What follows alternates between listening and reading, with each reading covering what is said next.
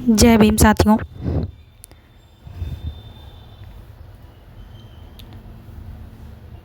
Bhim education channel पर आप सबका स्वागत है।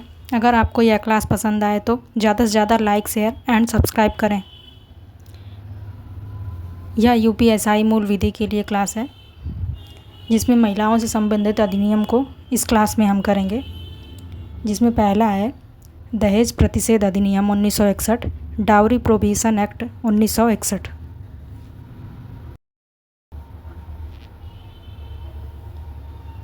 दहेज प्रतिषेध अधिनियम 1961 में आया था। यह पारित हुआ 20 मई 1961 को और लागू किया गया 1 जुलाई 1961 से। इसमें धाराओं की संख्या 10 है।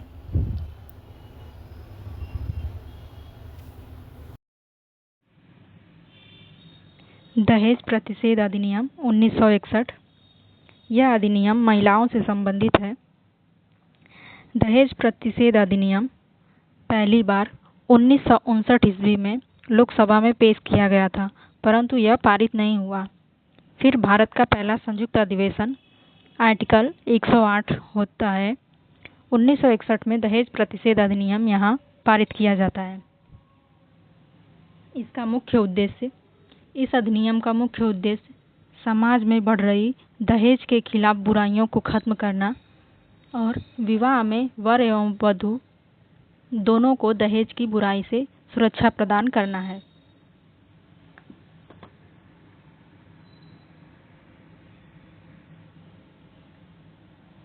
यह अधिनियम 20 मई 1961 को पारित होता है, परंतु इसे लागू किया जाता है पूरे इंडिया में 1 जुलाई 1961 को। इसमें धाराओं की संख्या 10 है। इस समय राष्ट्रपति राजेंद्र प्रसाद थे और प्रधानमंत्री जवाहरलाल नेहरू थे।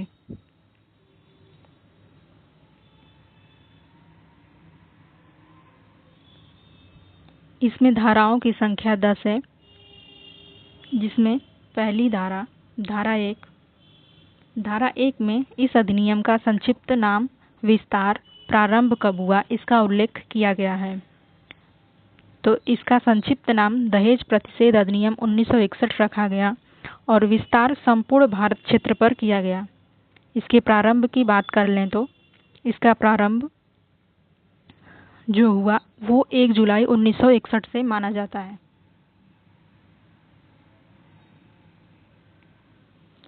धारा 2 में दहेज की परिभाषा दी गई है। संपत्ति या मूल्यवान प्रतिभूतियों का आदान प्रदान ही दहेज कहलाता है। दहेज कब कहा जाएगा? या तो विवाह से पहले दिया गया हो, या फिर विवाह के दौरान, या फिर विवाह के बाद। इसमें स्थिति कैसे बनती है? अगर विवाह के एक पक्षकार द्वारा दूसरे पक्षकार को आदान प्रदान किया गया, वर वधू के माता पिता द्वारा आदान प्रदान किया गया, परिवार के अन्य व्यक्तियों द्वारा आदान प्रदान किया गया, या परिवार के अन्य संबंधी भी देते हैं। संपत्ति, धन, प्रॉपर्टी, चल अचल दहेज होगा। विवाह के एवज में किया गया वादा भी दहेज होगा। इसमें एक इम्पॉर्टेंट पॉइंट है कि महर दहेज नहीं होता है। यह इस्लामी कानून, शरीयत कानून के अंतर्गत आता है, जिसमें लड़का पक्ष लड़की पक्ष को देता है।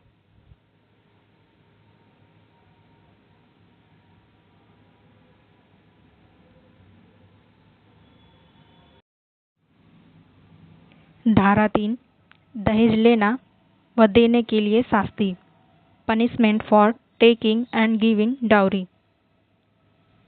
दहेज लेना और देना दोनों ही गैर कानूनी है। धारा 3 दहेज लेने या देने के लिए शास्ति, punishment for taking and giving dowry. दहेज लेना व देना दोनों ही गैर कानूनी है।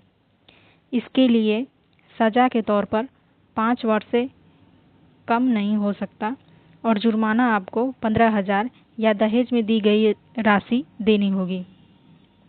इसके अंतर्गत एक केस भी देखने को मिलता है, जिस केस का नाम है हरबंस सिंह बनाम गुरुशरण कौर। यह केस 1989 का माना जाता है। यदि मांग नहीं की गई है तो दहेज की पुष्टि नहीं होगी।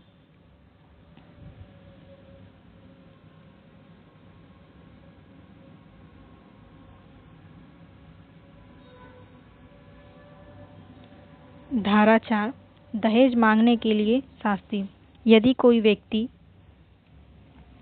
वर या वधू के माता पिता या अन्य नातेदार दहेज की मांग करते हैं तो वह दोषी होंगे और इसके अंतर्गत उनको 6 महीने से कम और 2 वर्ष तक सजा हो सकती है और जुर्माना के तौर पर 10,000 रुपये भी उनको देने होंगे।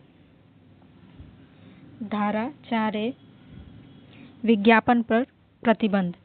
जैसे दहेज संबंधी विज्ञापन पर प्रतिबंध लगाया गया है। किसी व्यक्ति या उससे संबंधित नातेदार द्वारा अपने बच्चे या उनके बच्चों के विवाह में दहेज संबंधी विज्ञापन पर प्रतिबंध लगा दिया गया है धारा 4A के अंतर्गत। जैसे टीवी में विज्ञापन देना या फिर समाचार पत्र में विज्ञापन देना या फिर अन्य विज्ञापनों के माध्यमों से इसको बैन किया गया है।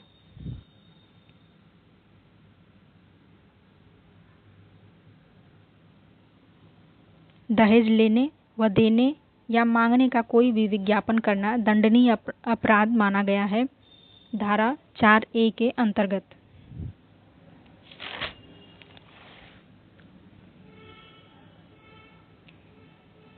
धारा 5 देखते हैं।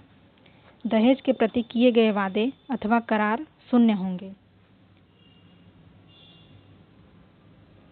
धारा 6 स्त्री की संपत्ति पर अधिकार। दहेज का पत्नी या उसके वारिस के लिए फायदा क्या होना। इसका कारण क्या है? दहेज का प्रयोग स्त्री के फायदे के लिए हो। दहेज यदि विवाह से पहले मिला है तो विवाह की तारीख के 3 माह में पत्नी को हस्तांतरित हो जाए। दूसरा पॉइंट, दहेज यदि विवाह में मिला है तब विवाह के 3 माह के बाद पत्नी को हस्तांतरित होना चाहिए। पॉइंट थर्ड, दहेज पर अधिकार वधू या उसके बच्चों का होगा। अगर समय के भीतर हस्तांतरित नहीं होता है तो व्यक्ति सजा या कारावास का मिनिमम 6 मंथ या फिर मैक्सिमम 2 वर्ष तक हो सकती है। जुर्माना 5,000 से 10,000 तक इसके अंतर्गत दिया जाता है।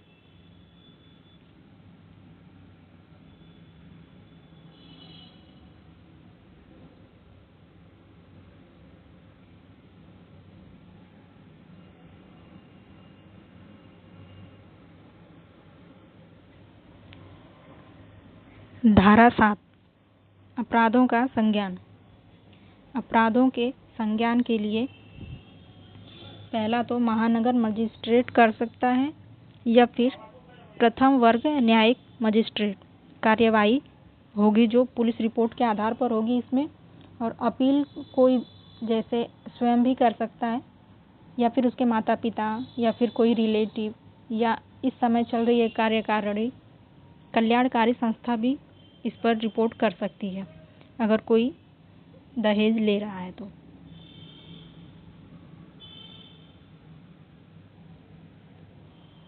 धारा 8 अपराध की प्रवृत्ति कब मानी जाएगी। यह अपराध की प्रवृत्ति जो है संज्ञेय अपराध के अंतर्गत आएगा। अगर कोई दहेज ले रहा है या फिर दे रहा है तो वो गैर जमानती होगा, यानी अगर दहेज लेते टाइम वह पकड़ा गया तो उसकी जमानत नहीं होगी और बिना वारंट के भी वह गिरफ्तार हो सकता है। इसमें मुख्यतः 3 वर्ष की सज़ा है और यह इसमें समझौता नहीं किया जा सकता।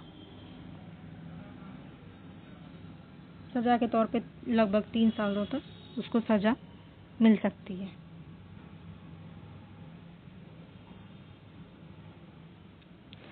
धारा 8A में सबूत का भार दिया गया है। यह धारा 3 या धारा 4 में जो आरोपी हैं वह स्वयं की जिम्मेदारी है उनके कि वह खुद को दोष मुक्त होने के लिए सबूत दे सकते हैं। अगर वो दोषी नहीं है तो उसके लिए उनको सबूत देना पड़ेगा। धारा 8 का भी दहेज प्रतिषेध अधिकारी की नियुक्ति कौन करेगा, तो दहेज प्रतिषेध अधिकारी की नियुक्ति जो है राज्य सरकार करेगी। और अधिकारी का कार्य क्या होगा कि इस एक्ट की देखरेख करना कि ठीक से लागू हो रहा है कि नहीं। दहेज लेने और देने को यथाशीघ्र रोकना भी इसका कार्य है और आरोपी के खिलाफ साक्ष्य जुटाना। ये तीनों कार्य दहेज प्रतिषेध अधिकारी के होते हैं। इनको अपॉइंट राज्य सरकार करती है।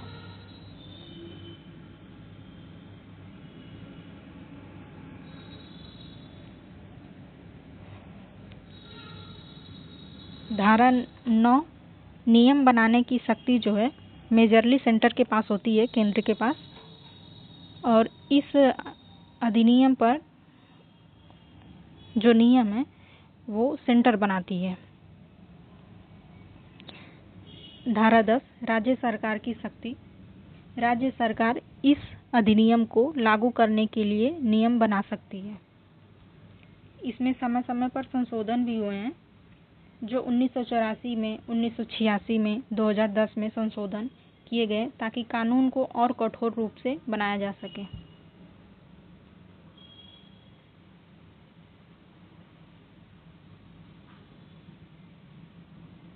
भारतीय दंड संहिता आईपीसी की धारा 304 बी और 498 ए बी दहेज उत्पीड़न एवं दहेज मृत्यु से संबंधित है। इसमें महत्वपूर्ण बिंदु देख लेते हैं। तो दहेज प्रतिषेध अधिनियम 1961 और लागू होने की तिथि जो है 1 जुलाई 1961 को मानी जाती है। न्यूनतम सजा 5 वर्ष कैद। दहेज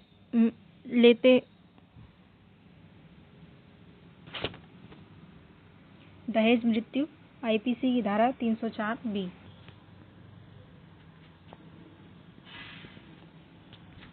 दहेज मृत्यु आईपीसी की धारा 304 बी के अंतर्गत दिया गया है। पति या उसके रिश्तेदार द्वारा उत्पीड़न,